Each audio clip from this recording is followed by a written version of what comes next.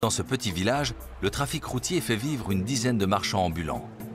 Tous les jours, une cinquantaine de bus font halte ici.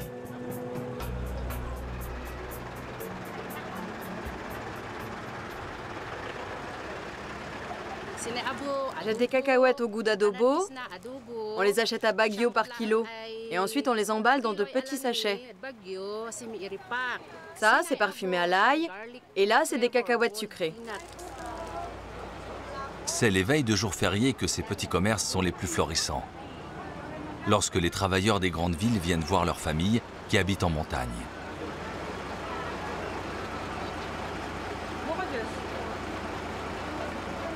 Après une courte pause, Denis lance de nouveau son bus à l'assaut de la route sinueuse.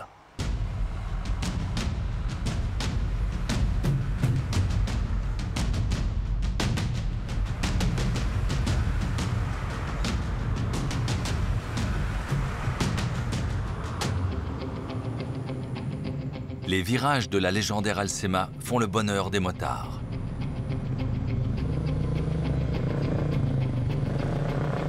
Pour les bikers de la capitale, c'est un vrai régal. Sillonner la montagne pendant une semaine, c'est le défi que s'est lancé ce groupe de motards.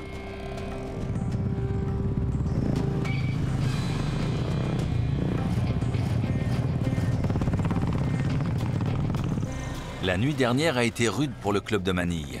Sur plusieurs centaines de kilomètres, ils ont roulé sous une pluie incessante avec une visibilité limitée.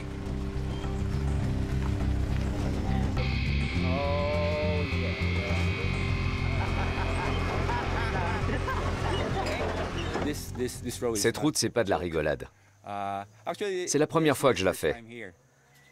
Et j'ai de la chance que ces gars soient avec moi. La virée de cette nuit était d'enfer. Adrénaline, frissons. On ne voyait même pas la route tellement il y avait du brouillard. Il a plu tout le temps et il faisait très froid. En plus, on a eu droit à des glissements de terrain très sympas. C'est une route dangereuse. Elle n'est pas faite pour n'importe qui. Après cette chevauchée fantastique, les bikers vont mettre la pédale douce et s'enfoncer tranquillement au cœur des montagnes du haut plateau.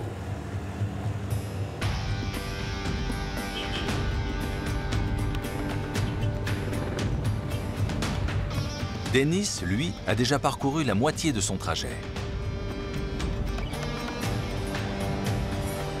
Il vient d'arriver dans la province de Benguet, le fameux Salad Bowl, autrement dit le saladier des Philippines. C'est ici que sont cultivés les légumes consommés dans toute la région et aussi à Manille. La Alcema apporte aux paysans tout ce dont ils ont besoin pour leur culture. En dehors de cette route, il n'y a pratiquement que des pistes rudimentaires. Roméo Vagayan est maraîcher et pour rejoindre son champ, il doit parcourir 3 km dans des conditions qui laissent des traces, sur le camion comme sur son conducteur.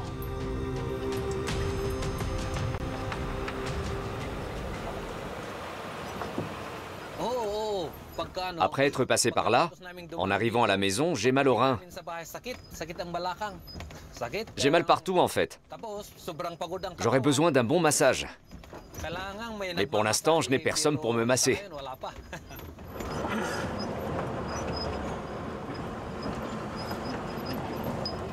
Ce matin-là, Roméo et ses employés ramassent des radis et du chou qu'il emmènera le plus vite possible au marché par la route Alcema.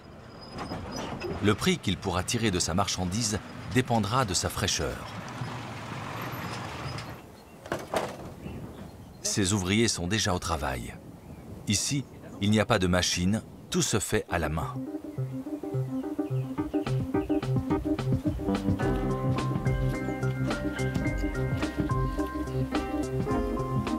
Les radis sont lavés et emballés sur place, condition sine qua non pour la vente aux grossistes. Au fil des ans, le métier de Roméo a bien changé. La route a pris une place prépondérante dans son activité. Avant, j'étais juste agriculteur. Mais depuis que j'ai un camion, j'ai 2 emplois, agriculteur et chauffeur. Tous les produits que je transporte, je les ai plantés ou fait planter.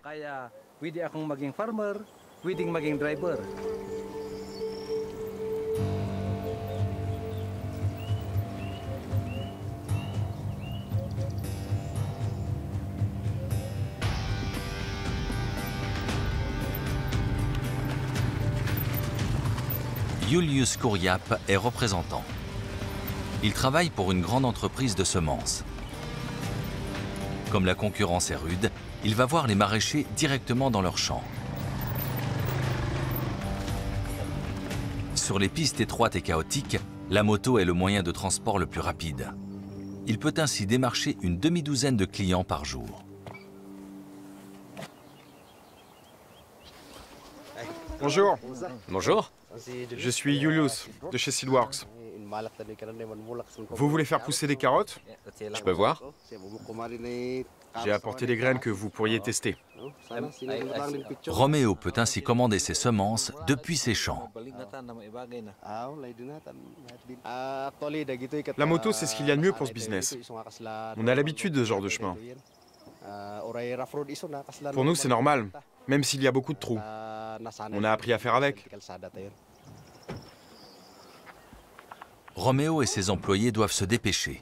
S'ils veulent que la récolte soit vendue aujourd'hui, ils n'ont plus que quelques heures devant eux.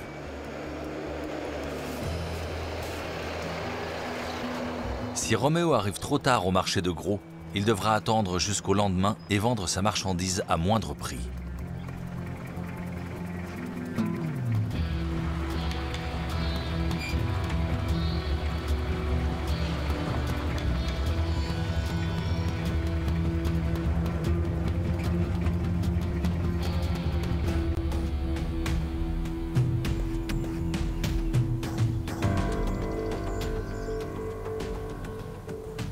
Pendant ce temps, Dennis poursuit sa route dans le Salad Bowl. La moitié du trajet a été parcouru. L'heure de la pause déjeuner a enfin sonné.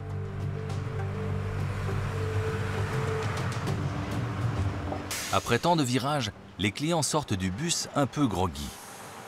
Ils ont 20 minutes pour se dégourdir les jambes et manger un morceau.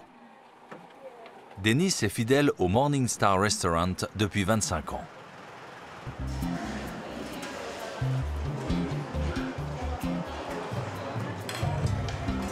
Le repas coûte 100 pesos, 2 €.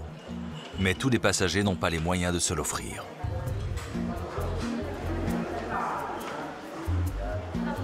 Pour Dennis et son contrôleur Sandy, le repas est gratuit, offert par le restaurant à qui le bus amène chaque jour des clients. On mange toujours ici, mais on n'a pas beaucoup de temps. On mange très vite pour pouvoir rentrer à la maison le plus tôt possible.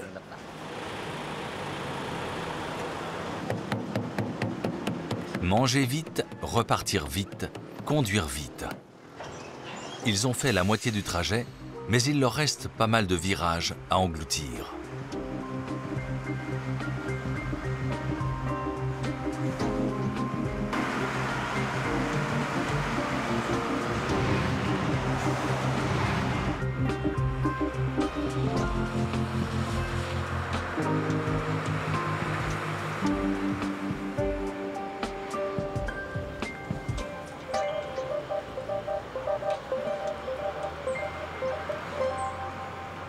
Quelques kilomètres plus loin,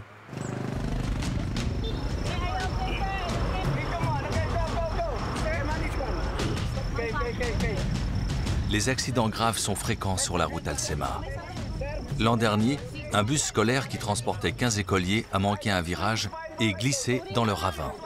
Une chute de 100 mètres qui a coûté la vie à 12 enfants. Les autres ont été grièvement blessés.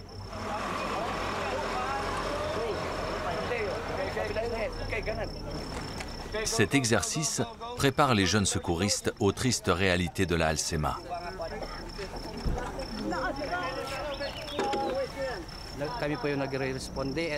Nous sommes tous secouristes dans la région. On s'entraîne dans les conditions du réel pour pouvoir intervenir en situation d'urgence et améliorer nos compétences. Les rencontres nous permettent aussi d'échanger les uns avec les autres et d'apprendre de nouvelles techniques.